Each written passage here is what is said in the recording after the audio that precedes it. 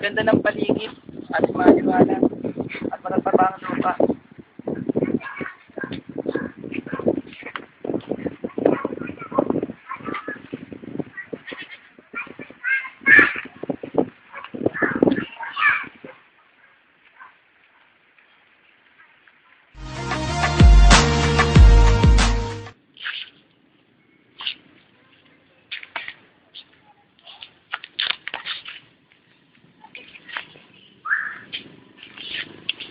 Kaibigan na kay, anong nais mong ipabatid sa akin? Nais ko sana sabihin natin ngayon. Saan? May alam ka ba? Ako meron akong alam. Ngunit doon, napakalayong tuntunin. Pero sulit naman kasi kapag mo natagpuan yun, mataba ang lupa. Pwede mo taniman at di mabubuhig ng kahit anong kalamidad. Ayos na sa akin yun. Basta para sa ikabubuti na aking maghanap. O sige, sasamahan kita sa lalong madaling panahon kung nais mo na. Guys. Naka Julio. O bakit abalayan? Sa akin lang pag-alaman na ikaw ay aalis sa ating nayon. Ba't mo pa naisipan lumayo sa ating nayon abalayan?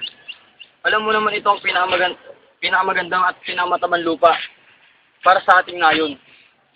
Dito ka nagkamulit, nagkaisip. Dito ka lumaki.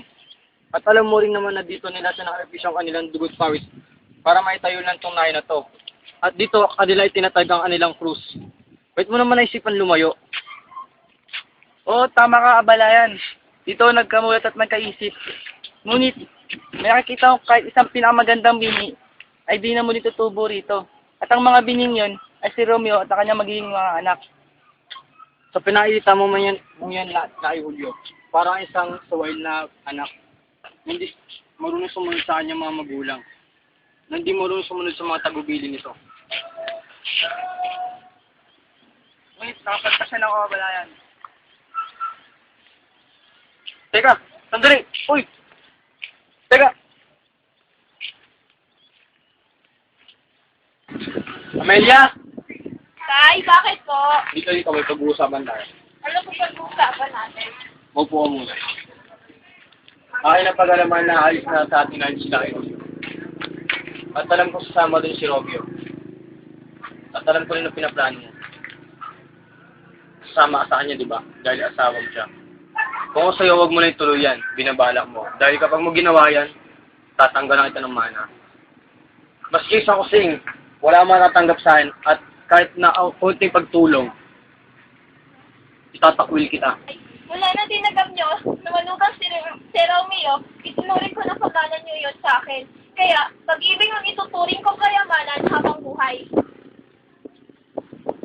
Amelia, huwag mo akong susuwayin. Hindi ko gustong yung galing yun. Dati hindi ka naman ganyan. Ngayon naging suwail ka na. Sinasabi ko na naman sa'yo makakabubuti sa'yo. Ginagawa ko lang ito para sa'yo dahil anak kita. Kaya kung sa'yo, makinig ka na sana, sumunod ka na lang. Alam mo namang ayaw ko mawala sa poder ko dahil anak kita. Alam mo namang nag-aalala lang ako sa'yo bilang iyong ama. Kaya pagpasensyahan mo na kung pagbawala at sumama kay Romeo. Kaya payusap ko na sumama sa kanya. Kita, hindi yun maaari. Dahil asawa ko ni Romeo, di ko siya pwedeng iwan. Mamili ka, sino pipiliin mo? Ako o si Romeo? Ang tatay mo o pinamahal mo? Ang nabigay sa'yo na boy o siya? Amelia, teka lang. Oh, saan? Amel!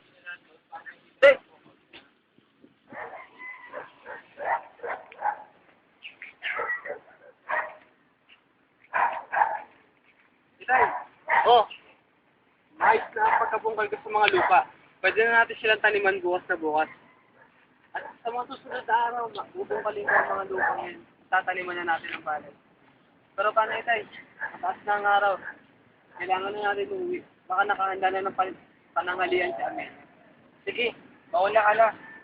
Kunin ko muna ang muli na nakasal sa may sarapa. Ganun mo ba? Sige po, itay, mag-iingat po kayo.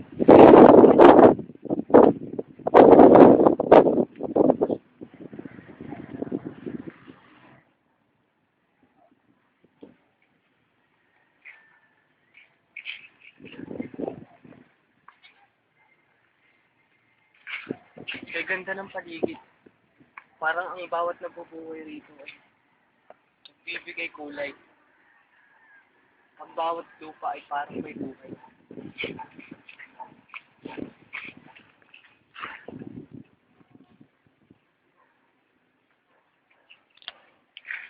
Okay na yun.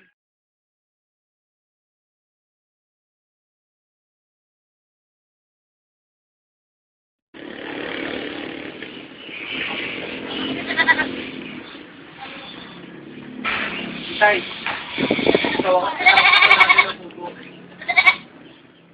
Mababantayan na natin ang ating mga panalig. Sa mga pweste at alumang ligaw na tayo.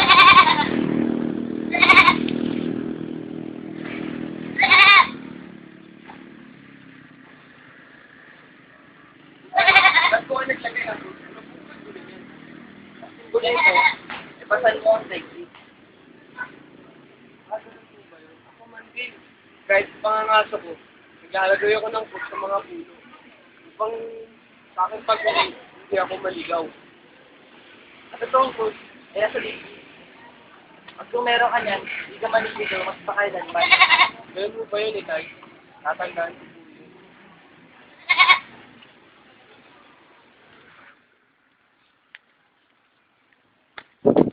Itay, bakit may mga labi ng kabibi dito? Ayon kay Bandot, gusto na rin lumubog sa bang lugar na ito. Maaari ho bang maulit yun dito? Oo, pero hindi dito.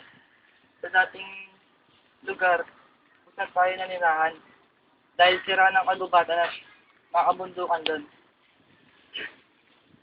Kailanman? Kailanman ang mga bundok na yan. Hindi ko gagalawin yan para silang may buhay.